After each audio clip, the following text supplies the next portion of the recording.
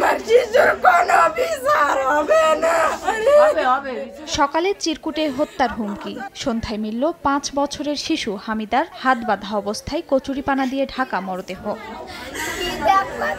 নড়াইলের কালিয়ায় বৃহস্পতিবার সকালে হামিদার পরিবার হত্যার হুমকি দেয়া একটা চিরকুট পান। স্বজনরা জানান, একই দিন দুপুর থেকে নিখোঁজ হয় 5 বছরের শিশু হামিদা। খোঁজাখুঁজির এক পর্যায়ে সন্ধ্যার দিকে বাড়ির পাশে ধান খেতে তার মরদেহ পড়ে থাকতে দেখেন স্বজনরা। এরপরই চিরকুট নিয়ে পরিবারের সন্দেহ বাড়ে। সে চিঠি লিখে পাঠাই গেছে, যদি ঘুরচালান দেওয়া হয় তাহলে তোদের 3 জন থেকে একজনকে আমি ক্ষতি করে দেব। ওই ধান খেতের সাইডে ক্যানালের পাশে কচুরি দিয়ে বুট করে ঢাকা আত্মা বান্ধা রয়েছে।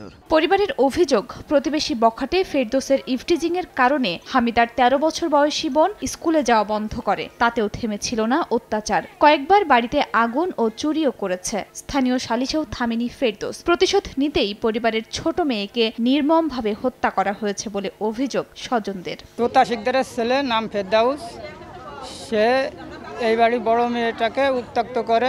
ঘরে আগুন দিচ্ছে, গৌলি আগুন দেয়, হ্যাঁ আগুন দেয়, সেন আগুন দেয়। তারপর হুমকি দিয়েছে যে 3টে বাচ্চা আছে, একটা নিয়ে যাব। আমার 5 বছরের শিশু বাচ্চা মারে ফেলাইছে, আমি তাকে ফাঁসি চাই। এদিকে অভিযুক্ত ফেরদৌসের পরিবারের সঙ্গে যোগাযোগের চেষ্টা করেও কোনো বক্তব্য পাওয়া যায়নি। হত্যাকাণ্ডের ঘটনায় জিজ্ঞাসাবাদের জন্য একজনকে আটক করেছে পুলিশ।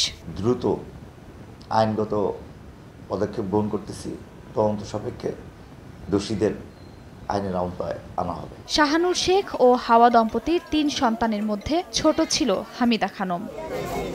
সময় সংবাদ, নড়াইল।